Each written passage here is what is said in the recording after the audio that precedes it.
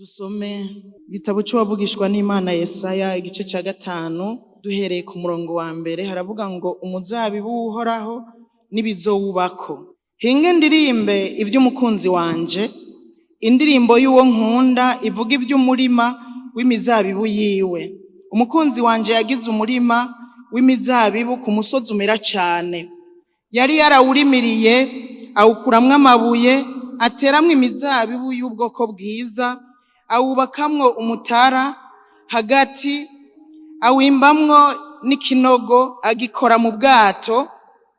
Nuko yaziga kuzokwama inzabibu, ariko wama ibihumbwa vy'inzabibu. None rero mwaba Yerusalemu, mwaba Burundi mwe, namwe bagabo bo muri kino gisagara ca Bujumbura, ndabinginze mudutature twe n'umurima wanje w'imizabibu. Ico nari gukorera umurima wanje w'imizabibu ntawukoreye ni igiki? Ko naziga kuzokwama inzabibu, ni igiki catumye wama ibijabija vy'inzabibu? None rero reka ndabereke ivyo ngira ngirira umurima wanje w'imizabibu. Ngira nkureho uruzitiro rwawo, maze wonwe uvumburwe, kandi nsambura uruzitiro rwawo rusibangane, kandi ndawuririke ntuzotuturirwe. Ntuzorimirwa, ariko uzomerwamwo imikere n'amahwa, kandi nzobuza ibicu ntibiwugwisheko imvura. Kuko umurima w'imizabibu uhoraho nyen'ingabo ari wo nzu y'abakizwa, kandi abagabo b'i Bujumbura ari wo murima wamuhimbara, kandi yabazigamwo imanza zibereye, ariko abasangamwo uguhahaza. Yabazigamwo ubugororotsi, ariko abasangamwo amaborogo. Imana idufashe cyane. Kaze mufate ivyicaro. Ndabaramukije mu izina rya Yesu. Umwami wanje ntiyapfuye, ni muzima. Nico gituma mpagaze hano kuri uno munsi. Haleluya. Kandi igihe cyose Yesu azoba akiri muzima muri jewe, nzoza ndahahagarare. Uko bizoba biri kose nzoza mpagarare, kuko Yesu azoba ari muzima muri jewe, nanje azongira muzima. Hanyuma nze ndababwire bizima mu izina rya Yesu. Nuweve wibaza ko ngiye kukubwira ivyapfuye, ngiye kukubwira bizima ahubwo nuwapfuye agiye kuzuka be muzima. Bamwe bapfuye bagenda bagiye kuzuka babe bazima mu izina rya Yesu. Iki ni igihe dukwiye guhagarara twebwe, tugihumeka impwemu z'abakiriho, tukabaho turiho. Nitubeho tutariho, ariko tubeho turiho. Tubeho turabikimazi, tubeho turabigiciro. Nitubeho byo kupfa kubaho gusa, ariko tubeho nyene, tubeho ko Imana ikikongeye umunsi wo kubaho. Baho nje kukubwira ngo Yesu akugombako ivyamwa. Uyu munsi rero ni wabishaka urashinga urubanza, umubwire ico yakwimye kugira ntiwame. Umubwire ico wabuze, ushinga urubanza. Uyu munsi uravyemerewe. Reka mvuge mpeze, ninarangiza uraza gushinga urubanza, umubwire Yesu ico yakwimye kugira ngo ntiwame ivyamwa. Imana idufashe cyane. Turasomye amajambo, reka bari yo mperako.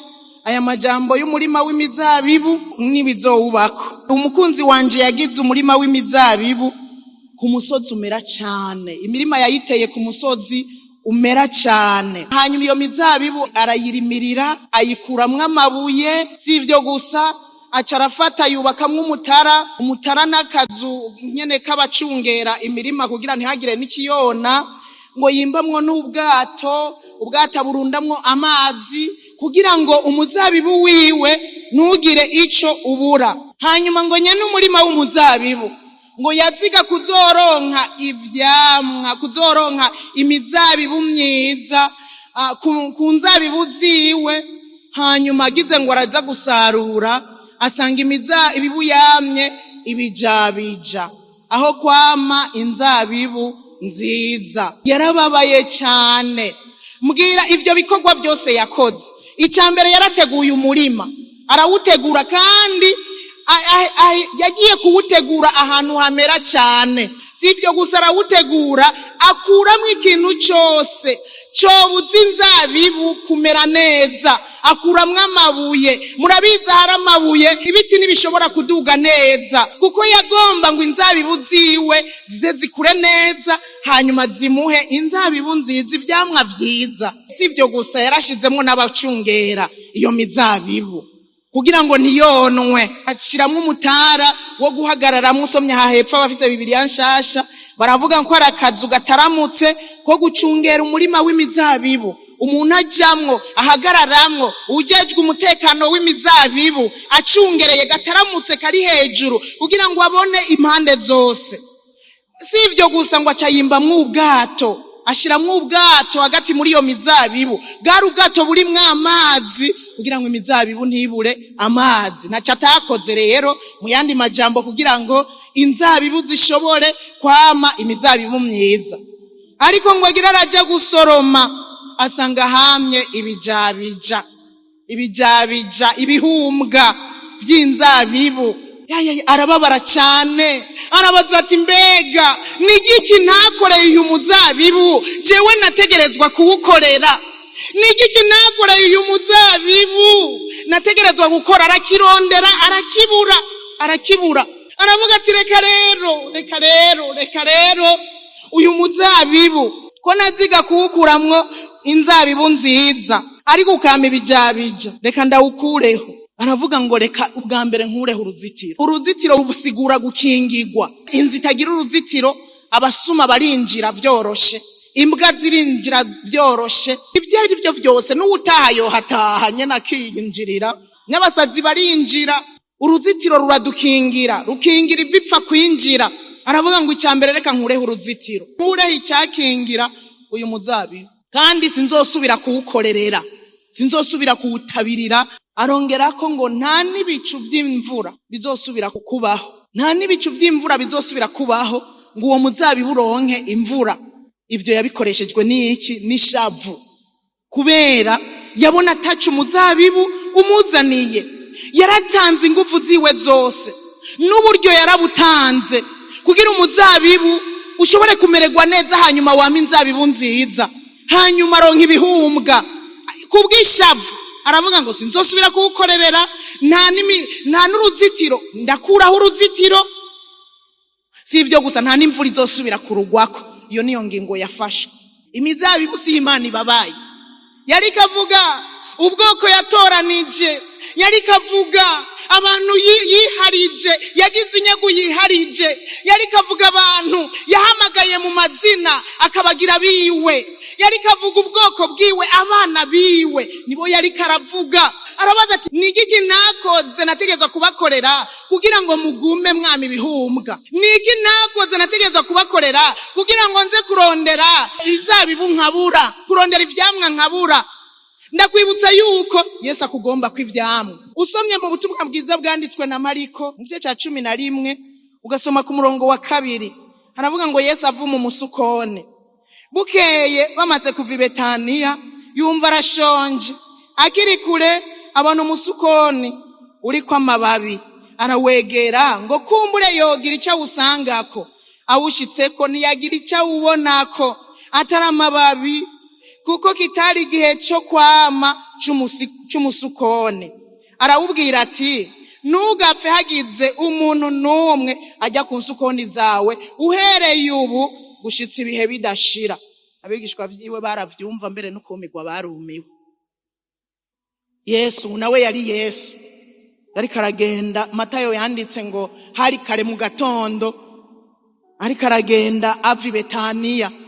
Ageze mu nzira ngo yumva arashonje. Waruzi yuko Yesu ashonje ivyamwa biva kuri wewe? Waruzi yuko wicishije inzara Yesu kubera arashonje ivyamwa biva kuri wewe? Nta zindi ndya ziwe, akeneye kubona ivyamwa bivuye kuri wewe. Niwo munezero wiwe, niko guhaga kwiwe. Haleluya! Ngo yumva arashonje, aca abona igiti akiri kure, abona igiti, abona ibibabi, igiti nyene gifise amashami menshi, kiriko ibibabi bitotahaye. Yesu arakerebuka aranyaruka kugira ngo aje kuraba ko yobona ko icamwa cyo kurya. Ageze musi y'ico giti ararangamiza ararangamiza impande zose ku mashami yose ngo arabura icyamwa na kimwe kuri ico giti c'umuzabibu. Mbega Yesu mwibaza ngo yamerewe gute? Ko yarashonje akeneye icyarya, hanyuma agaca abadesu, ageze munsi y'igiti arabura kandi yarashonje. Yesu arababara cyane, arashavura cyane, aca arawuvuma ngo itu ntugapfe usubiriye kwama inzabibu gushitsa ibihe bidashira. Kandi umusukoni waravumitse ubiravye hirya. Bukeye kandi mu gatondo bahaciye basanze umusukoni wumye. Yesu avuze birakoreka, yaravumye gusa ngo ntugapfe usubiye kwama, ntihagire n'umuntu azosubira kukuryako inzabibu. Iyi misukoni siyo Yesu yarababaye, siyo yari karavuga, siyo ababaye imisukoni, siyo ababaye. Yesu ababaye wewe, Yesu ababaye jewe. Imana ibabaye abantu yaremye mu ishusho ryayo. Ibi biti si byababaye, karakarorera ari karatanga, mugabo ashaka kuvuga abantu biwe, abo yatoranije, abo yahamagaye mu mazina, abo yakuye hahandi, abo yatuturiye, abo yagiriye kwakunda akabakuramwo za nkamba, akabakuramwo vya bibuye kugira ngo nibibabuze kwama, akabarimirira, akabazitirira na ca gihome c'amaraso ya Yesu kugira ngo ntihagire n'ivyinjira ngo vyone.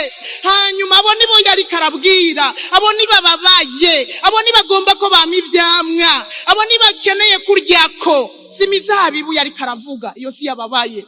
Usomye kandi aha muri Luka igice ca 13 naho nyene haravuga umusukoni w'ingumba.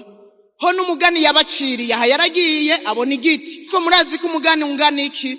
Akariho 13:6.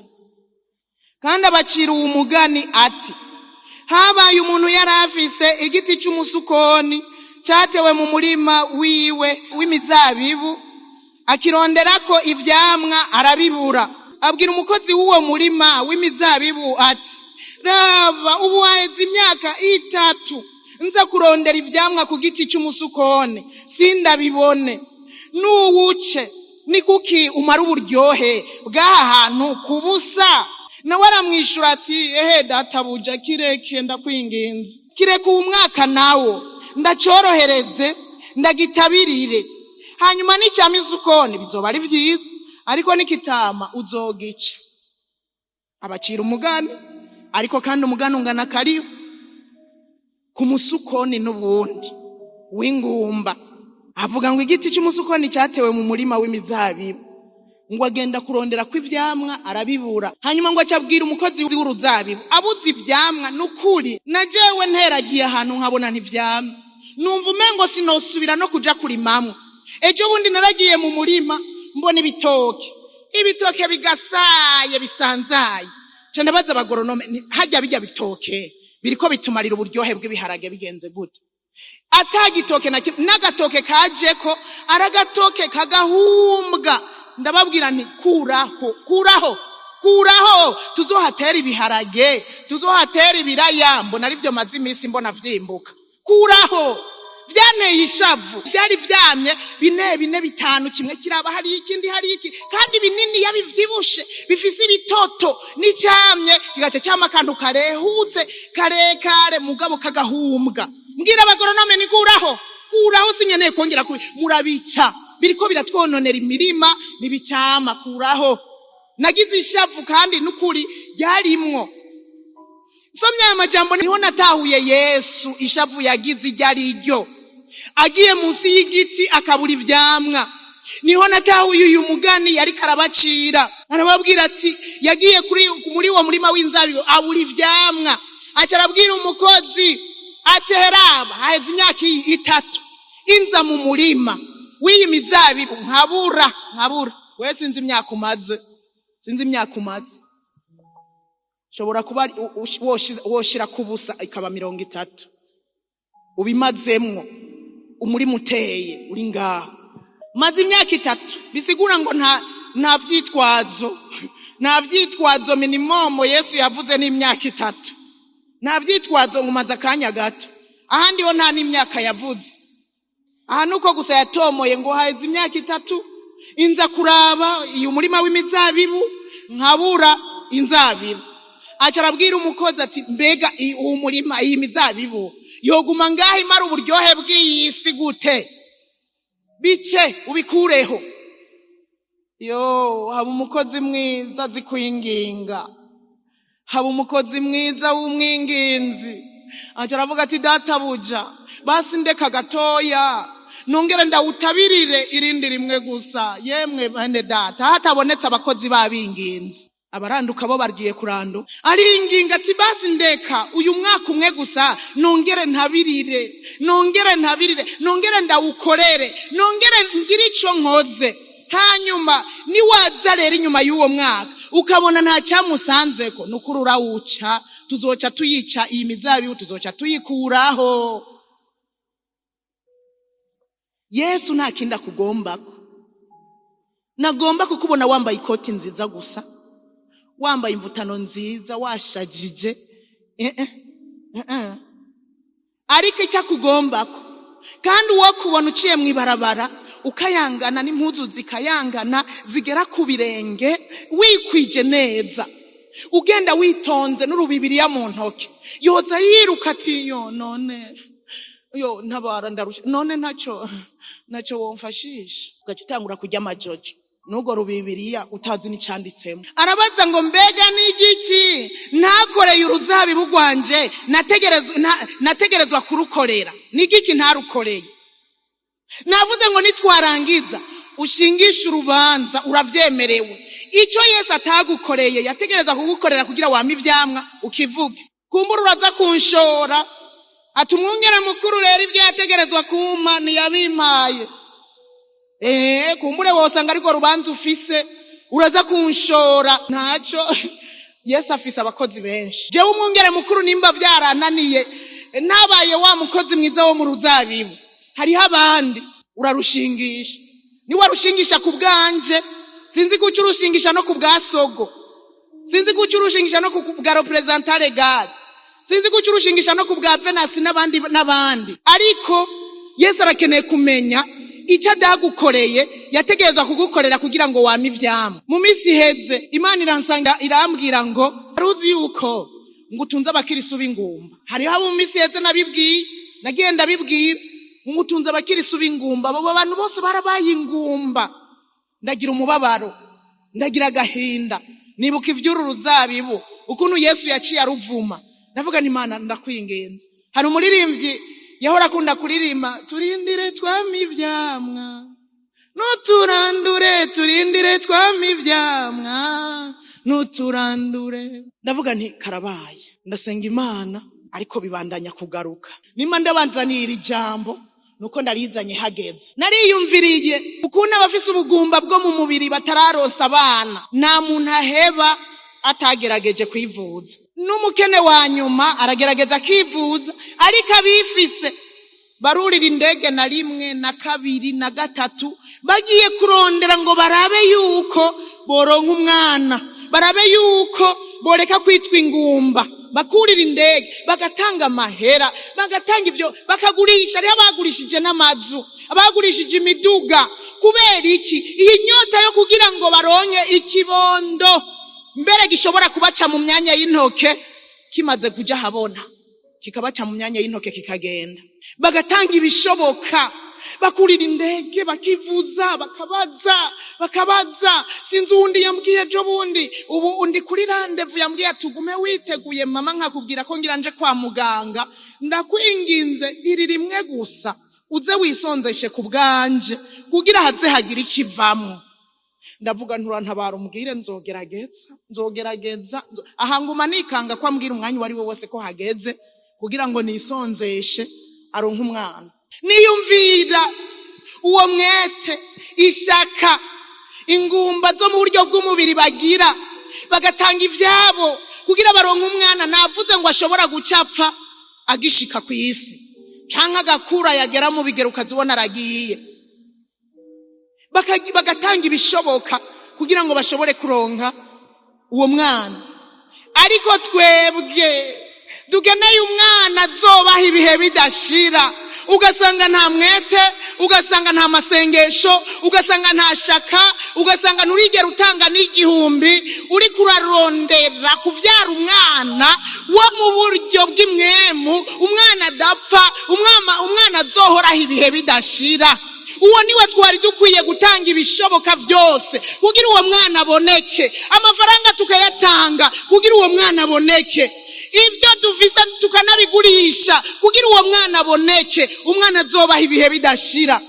Haleluya. Twari dukwiye gukora ibishoboka kugira tumurondere. Nariyumviriye ndavuga nti Imana nyene baragira umwete wo kuja kurondera, kandi ndabumva ndabatahura, umwana araryoshe ndabatahura cyane. Nja ndiyumvira mbega umuntu azotanga ivyiwe kugira arondera umwana wo mu buryo bw'umubiri akamubura, bigatako akabura n'umwana wo mu buryo bw'imwemu, azoba agowe kabiri. Twovuma tubura aba bana bo mu buryo bw'umubiri tukaronka abana bo mu buryo bw'imwemu. Twarabaye ingumba, wewe sinzi Yesu ariko kurya kwikuno munsi, ubwo nakubona ushashagiye amababa wa nyukuri umeze neza, mugabo ariko kurya kwiki, ariko kurya ivyamwa uriko urama ni ibihe. Kwaza kurondera icyamwa cy'urukundo akakibura, yaza kurondera icyamwa cyo kwihangana akakibura, yaza kurondera icyamwa cy'ubwizigirwa akakibura. Ejo akagaruka ati basi ngira wosanga afise icyamwa cyo kugira neza, yaza ahubwo agasanga wayo umugira nabi, akavuga toya basi byaramunaniye, reka ndabe ko afise icyamwa cy'ingeso nziza. Akaza ati reka ndabe basi ko afise icyamwa cy'ingeso nziza, yaza ahubwo agasanga n'ivyo wari waradashwe wongeye kuja kubiyora. Yo nakaga. Yesu yarabuze icyamwa cy'amahoro muri wewe, Yesu yarabuze icyamwa cy'umunezero muri wewe, Yesu yarabuze icyamwa cyo kwirinda ibijya byose ngivyo biraguhitana. Nta kwirinda yehe, umuntu avuga ngo he nawe ukagenda ugakurikira, kubera nta kwirinda ibintu byose ubigwamwo, imicafu yose ukayigwamwo. Yarabuze icyamwa cyo kwirinda muri wewe. Bite bimeze gute? Nagwitwazo ngo nta mafaranga, nagwitwazo uvise ngo ndiko ndapfisha, ngo ndiko ndagira iki, nagwitwazo. Uyu musukoni twasomye muri Mariko ngo ico gihe ngo ni gari gihe cyo kwama cyawo, ngo ni cyari gihe cyawo cyo kwama, bisigura ngo nagwitwazo Yesu aza kukurondera kw'ivyamwa no mu bihe. Yesu kwazi byose, Yesu azi byose, yarazi ko atari gihe cyo kwama. Usomye aha muri Yeremiya 17:7-8, arahiriwe umuntu yizigira Uhoraho, Uhoraho akaba ivyizigiro vyiwe, kuko azoba nk'igiti gitewe iruhande y'amazi, gishorera imizi yaco iruhande y'amazi, kitumva izuba iyo ryatse, ariko kikamana itoto, nikizorinda kwiganyira mu mwaka w'uruzuba, kandi nikizokwigera kireka kwama. Haleluya. Ico mukaba nk'iki giti gitewe hafi y'imigezi y'amazi, uwo nawe ngo n'umuntu yizigira Uhoraho. Mbega icyamwa cy'ivyizigiro uragifise? Mbega we urizigiye Uhoraho ku buryo Yesu yoza kukuronderamwo ivyamwa mu gihe cy'uruzuba akabironka? Igihe cy'uruzuba murakizi, nigihe umufuko watobotse. Igihe cy'uruzuba nigihe bagukuye mu kazi. Igihe cy'uruzuba nigihe ubuze umugabo, nigihe ubuze umugore, nigihe upfishije, nigihe cy'uruzuba. No muri ivyo bihe nagira ndakwibutse ngo Yesu araza kurondera ivyamwa. Mbega niyazejo ufise icyo watakaje, ufise icyo wabuze, azogusangamwo ivyamwa, kuko no mu gihe wabuze akeneye kugusangamwo icyamwa cy'umunezero. Yesu ntaraba ngo wabuze. Paulo niwe yabimenya, aravuga ngo nimunezerwe iminsi yose, muronka mubura munezerwe iminsi yose. Ndabivuze ubugira kabiri, nimunezerwe. Ubugwaneza bwanyu nibumenywe n'abantu bose. Mwabuze mwaronse, haka izuba hagwa imvura, ari muri neje, ari muri prenta, ibihe byose, ari muri ete, mwame ivyamwa vy'ubugwaneza bubonwe n'abantu bose, kuko umwami wacu ari hafi imbere. Kubera Yesu ari hafi basha, nimuze twame ivyamwa. Yesu akugombako ivyamwa. Na iryo twisi ryashaka, eka isitaye yawashaka, sugushaza shaka, akeneye ivyamwa bigaragara bigaragara.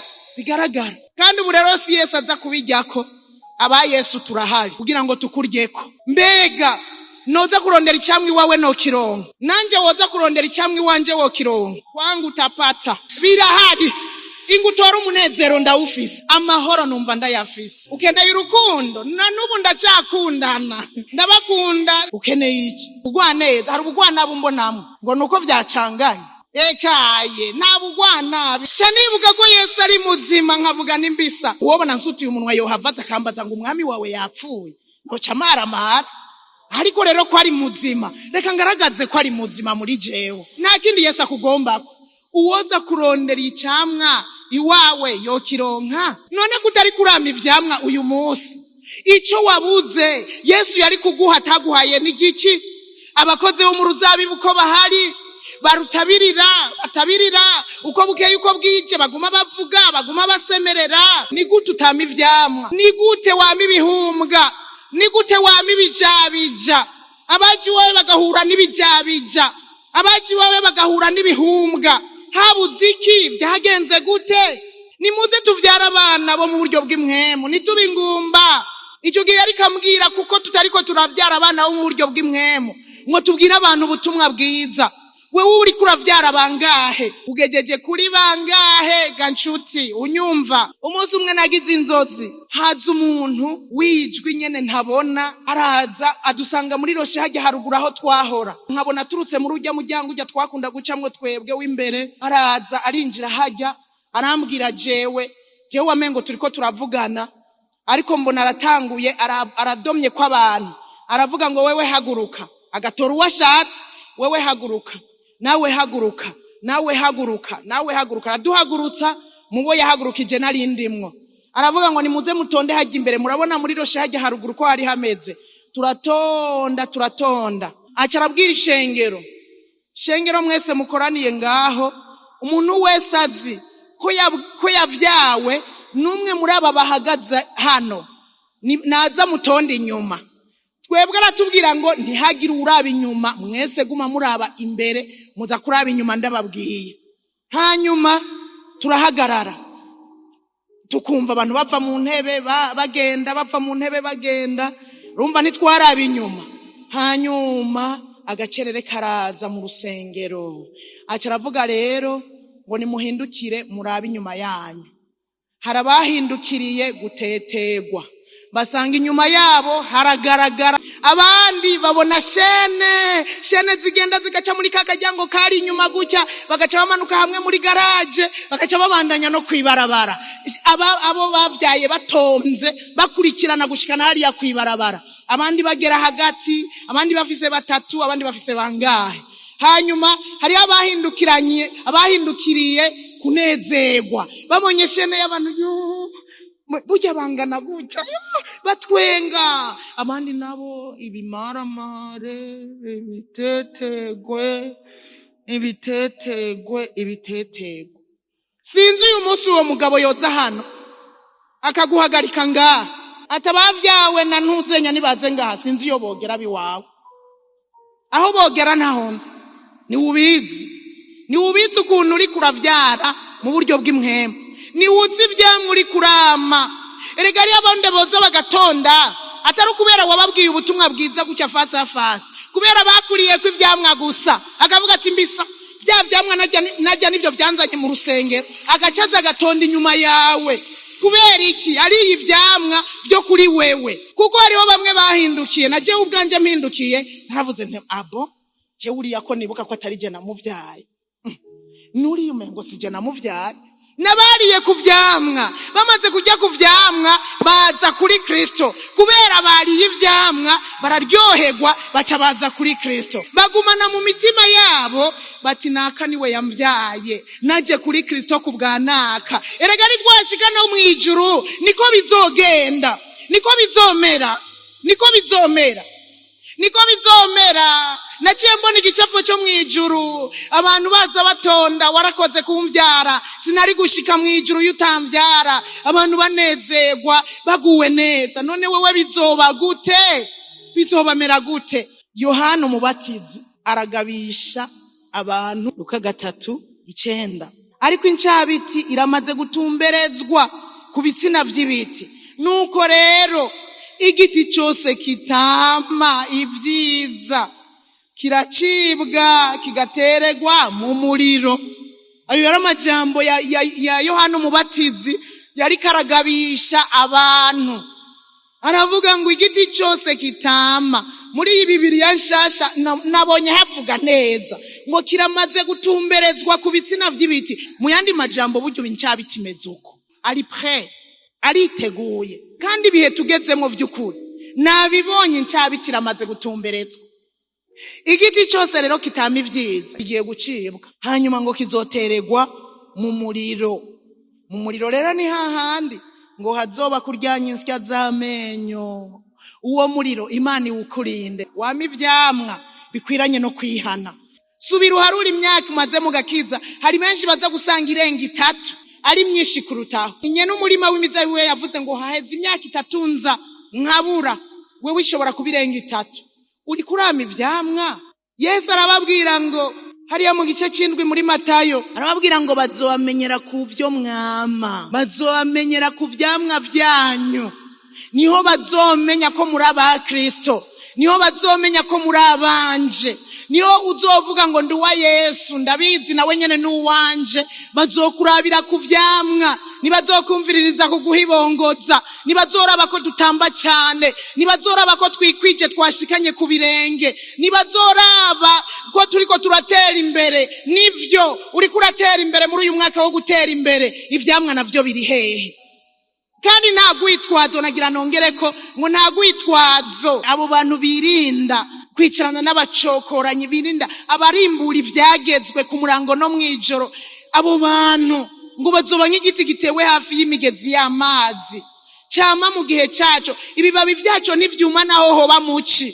Ehe rero ndakwereke, fata ingingo ugira ivyo uhevye. Ivyo bintu vyakugoye ubihebe. Aho gacupa ibaze kuzira kamanyu k'umutsima, ibanze kuzira icupa ry'ikiyeri, ukarizira inshoka ikazokugetura atakabuza. Uzira ikiyeri, uzira ubujambo, uzira kutarimbura ivyagezwe. Turimbura ivyagezwe, turimbura ivyagezwe. Ibi ikurimbura ivyagezwe biradufasha gushishikara kwezwa. Ijambo riratweza, ijambo riradutunganya kugira twama ivyamwa no muci hemu no mu gihe c'uruzuba. Kugira twama ivyamwa no mu gihe c'uruzuba birasaba ko tugira umwete wo kurimbura ivyagezwe, tugafata ingingo yo kugira ivyo duhevye. Fata ingingo ncabiti iramaze gutumberezwa ku bitsina vy'ibiti. Igiti cyose rero kitama, iyo ncabiti ntizokiziganya, kizocibwa giteregwe mu muriro. Mbega wewe ni gute? Byifashe gute? Yesu arakugombako ivyamwa. Ufise ugutwi niyumve ico mwema ariko aramubwira.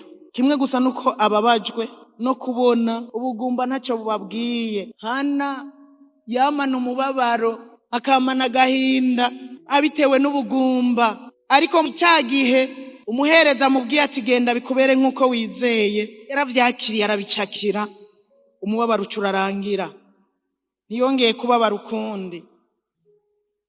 Kandi Hana yarasenga, baca mu rusengero bagiye gutanga ibimazi, wagaca agenda mu rusengero agasenga akaniha wonkiza ubu bugumba, ariko we naco bikubwiye. Kandi bibabaje Yesu biramubabaje kubona turi ingumba tutariko turavyara abana bo mu buryo bw'imwemu.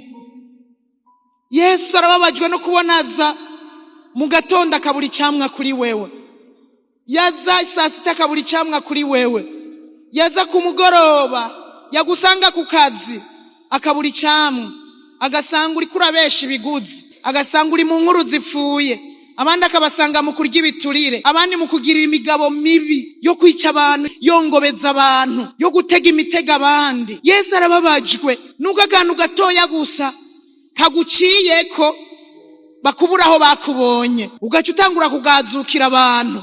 Ikibazo gitoya gusa, ntusubire kuramutsa n'abantu, ntusubire gutwenga no gutwenga. Niki yakwimye Yesu? Icyo akwatse kimwe gusa, n'ibindi byinshi yakoze byinshi cyane. kiba ari cyo gituma uhinduka mu kanya gato abantu bakubure ko ivyamwa. Ndagomba dusenga Imana. Ndagomba umuntu agomba gufata ingingo uyu munsi avuge ngo jewe ndafashe ingingo yo kwama ivyamwa kuva uno munsi, ivyo nahoramwo ndabihevye.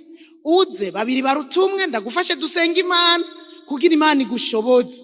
Muntu maze imyaka n'imyaka uri ngumba ngwino, uyu munsi ngiye gusenga Imana yo mwijuru ikwatsemwe umuriro utazoryamana, umuriro uzokubuza amahoro ku murango no mwijoro, maka wamye ivyamwa abandi babirye ko bamererwe neza baze kuri Yesu. Tera intambuko. Ndahevye byose Yesu, Yesu nguha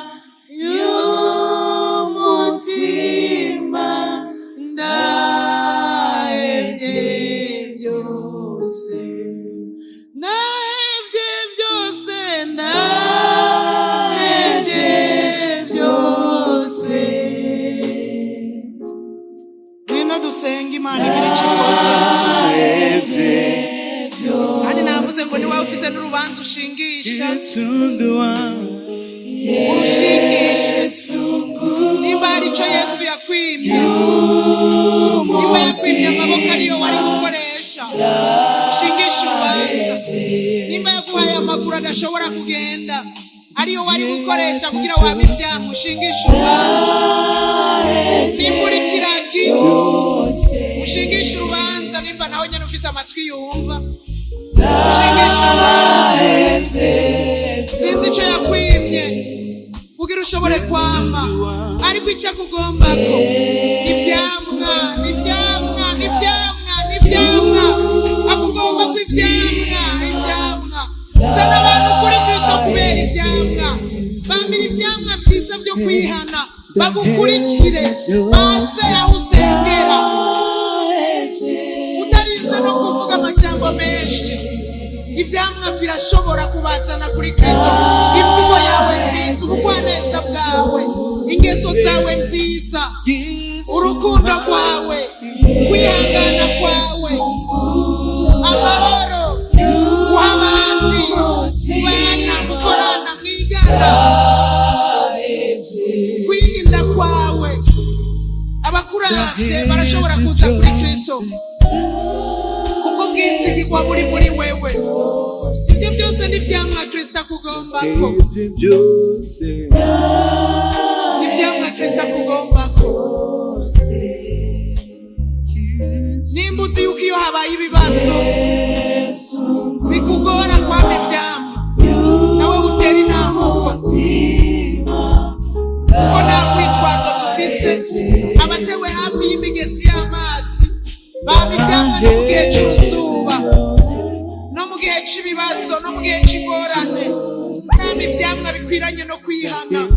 Aba baravye bakabaryako bakaruhuka mu mutima. Wewe sinzi uko bimeze. Ni bangahe umaze kuzana kuri Kristo? Ni bangahe bamaze kuza kugushimira? Wowe urukundo wanyeretse niko kwatumye nza mu ishengero ry'urutare. Kubwo bwizigirwa bwawe, ibi nivyo vyampagurukije ndaza mu ishengero ry'urutare. Ni bangahe ubugumba wagize mu buryo bw'imwe ntacyo bwakubwiye? Ndagomba ngo usenga amasengesho aho nyene upfukamye, wisabira imbabazi. Imyaka umaze aza kukurondera ko ivyamwa akabibura. Mwiyumvire rirya shavu Yesu yagize ari munsi y'umusukoni. Mwiyumvire wa wundi nyene imirima y'imizabibu yariko arabaza ngo mbega Abisirayeli niki nabakoreye? Nabasigamo ubugororotsi, ndabasangamo ubusambanyi, ndabasangamo inzigo, ndabasangamo urwango, ndabasangamo ubusuma, ndabasangamo ubwicanyi. Niki nabakoreye? Niki nabakoreye? Niki nabakoreye? Kubera kugumana iyo nzigo, kubera kuguma usambana kandi ijwi rikumarinza, kubera kuguma ubesha kandi amajambo y'Imana yama yakujeko.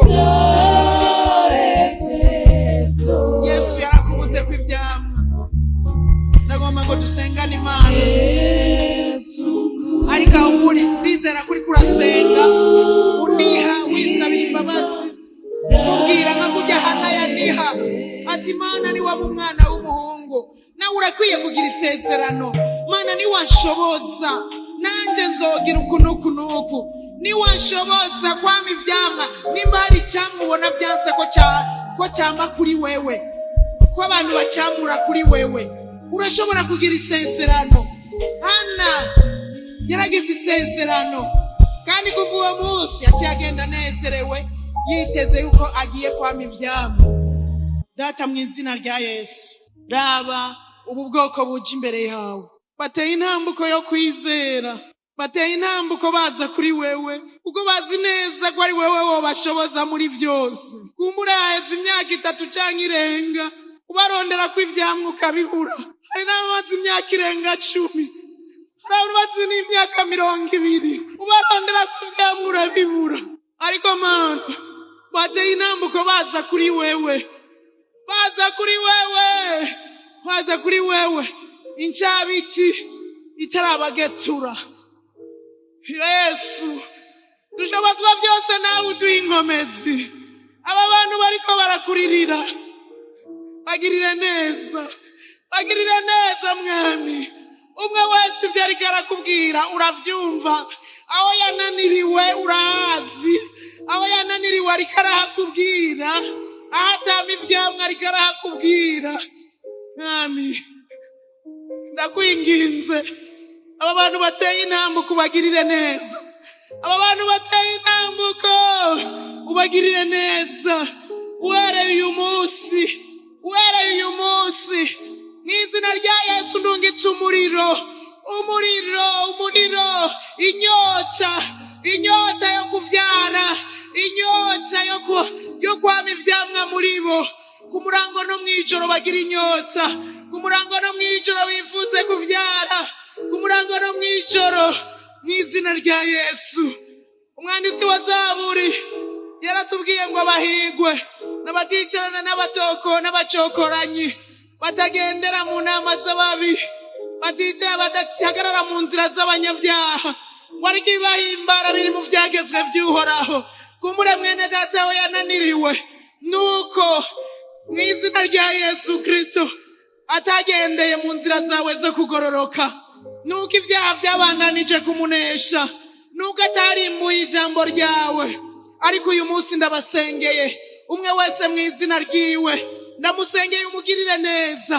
N'abariko baratwumva babaye ingumba, n'abariko baratwumva batama ivyamwa bikwiranye no kwihana, ndabasengeye nabonye naho bari, kugira umuntu wese Mwami umushiremwo umuriro mushasha, umuriro wo kurondera Imana, umuriro wo gusoma ijambo, agira inyota yo kuvyara, ntazorye ngo anywe ajya amasinzira ari ingumba, atabana agira mu buryo bw'imwemu, atavyamwa ari karama, naho ba mu ruzuba, nagwitwazo ngo nta mahera mfise, nagwitwazo ngo ndakenye, ngo singira impuzu, ngo singira akazi. Abandi bamana imyidodombo ngo baranyimye akazi, abandi bakamana imyidodombo ngo dusengana n'abatunze ntibamezagira. Nagwitwazo ngo gutama ivyamwa, nagwitwazo. Yesu akeneye ivyamwa no mu gihe c'uruzuba, Yesu akeneye ivyamwa no mu gihe byatugoye, Yesu akeneye ivyamwa. Rero ndasenga umuntu wese yateye intambuko ukora ikintu gishasha muri we, ukora ikintu gishasha muri we, umuriro w'Imana wake muri we mw'izina rya Yesu, umuriro w'Imana wake muri we. Abahora mu byaha ndasenze uhereye uyu munsi mw'izina rya Yesu, inyota y'ibyaha ihere, inyota yo gusambana ihere, inyota y'amahera ihere, inyota yo kubesha ihere mw'izina rya Yesu. Ibinyoma byabahoramwo bihagarare, ubusuma buhagarare, kurya ibiturire bihagarare, kugapfura bihagarare mw'izina rya Yesu Kristo, mw'izina rya Yesu Kristo, mw'izina rya Yesu Kristo, mw'izina rya Yesu Kristo bihagarare bicitwa uyu munsi, bihagarare. Ndasenze ngo bihagarare mw'izina rya Yesu. Aho bivuye ibyaha haba inyota y'Imana, haba inyota y'ijambo, haba inyota yo gusenga, haba inyota yo kugororoka. Abagororotsi nibo bama ivyamwa no mu bihe bigoye, mw'izina rya Yesu ubagirire neza ubashoboze uzoba ukoze cyane. Umwe wese yifatiye ingingo yafashe uramushoboza kuyishira mu ngiro, bizoba ari vyiza cyane. Mwami turakeneye kwira ishengero ryuzura, n'abandi bazoryuzuza nitwebwe nyene, nitwagira umwete wo kuvyara abana bo mu buryo bw'imwemu, kandi nitwama kw'ivyamwa bazobona ivyamwa vyacu, baturye ko baze badukurikire barabe ivyo vyamwa aho biva. Rero nitwama ivyamwa bikwiranye no kwihana, abaza bakuzuza ubwami bwawe, bakuzuza ishengero ryawe bazoboneka. Reka bashoboza umuntu wese umushoboze, uzoba ukoze cyane. Turagushimiye, turagukomeye amashi menshi. Nimukomere amashi Imana, niyo igiye kubashoboza, niyo igiye kubaha inkomezi, niyo igiye kubashoboza. Iyo ngingo, iyo nama wigiriye, nuyivemwo, bandanya, birashoboka. Bidakunze uyu message bizokunda. Kimwe gusa, wama ivyamwa ibihe byose, biguma canke vyoroha, wama ivyamwa bikwiranye no kwihana. Genda bikubere nk'uwo ko wizeye. Nimba hari abatarakira Yesu muri mwebwe bagume hano, uwo bayateye intambuka atarakira Yesu nk'umwami n'umukiza agume ngaha, kuko Yesu niwe azona bashoboza. Utaramwakira rero ugume hano, canke nimba hari uwasigaye hariya mu ishengero ataramwakira, duze ikiganza tumubone, dushimira Imana. Uwo batarakira Yesu yaje kuri uno munsi, uduze ikiganza aho uri. Uyu no munsi wawe, nawe uzi impamvu uyu munsi wabaye hano, turacakwindiriye.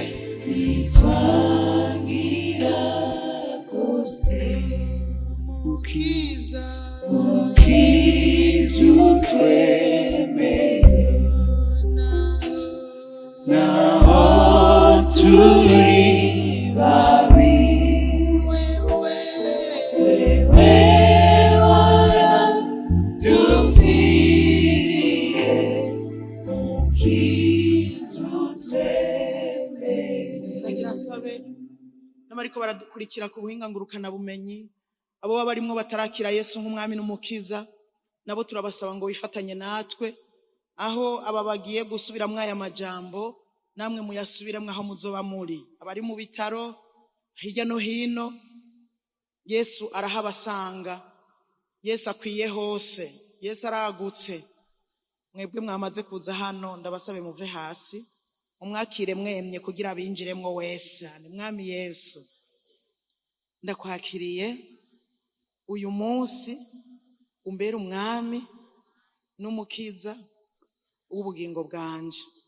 Guhera uyu munsi ndiyemeje kugukurikira, nkunda ivyo ukunda nanka ivyo wanka. Mbabarira ibyaha byose nakoze, nabikoze mu butamenya, ariko uyu munsi nditahuye, ndi umunyavyaha. Kandi we ntiwanka abanyavyaha, ariko wanka icyaha. Umbabarire rero ibyo nagendeyemwo byose, unyandike mu gitabo cy'ubugingo, mvutwe mu gitabo kwa Satani. Niwaza gutora bakwizeye, nanje nzobe ndimwo. Urakoze mwami Yesu. Mumfashe dusengera aba bantu, tubashire mu maboko y'Imana. Bariyemeje kumukurikira, ariko kwiyemeza ni kimwe, gufata ingingo ni kimwe, ariko kubishitsa dushobozwa na Kristo nyene aduha inkomezi. Mumfashe rero tubashire mu biganza by'Imana kugira ngo bazoshobozwe kubandanya urugendo, kandi tubasabire kuzorangiza neza. Data, mu izina rya Yesu Kristo turagushimiye kubw'aba bantu kuri uno munsi bahisemwo kukwakira ngo babere umwami n'umukiza w'ubugingo bwabo. Mu izina rya Yesu Kristo ndabakuragije, ubagirire neza, ikiganza cyawe kibabeko. Mwami mwiza, amahoro yawe amanuke abe mu mitima yabo, umunezero w'agakiza umanuke winjire mu mitima yabo. Uhereye uyu munsi banezererwe kuba mu nzu y'Imana, banezererwe kubana n'abera, bakunda ivyo ukunda banka ivyo wanka. Ndabasengera kugira ngo ubahe inkomezi zo kubandanya. Ndugaje amajwi y'abadayimoni, amajwi yoca mu bagenzi, mu nshuti yose ndayugaje yobabuza kubandanya urugendo. Mu izina rya Yesu ndayugaje, ubashoboze kuramiriza muri runo rugendo rwo kuja mu ijuru. Kandi ndabasabiye kugira ngo baze barangize neza, uzoba ukoze cyane. Mu izina rya Yesu Kristo tubasengeye twizeye.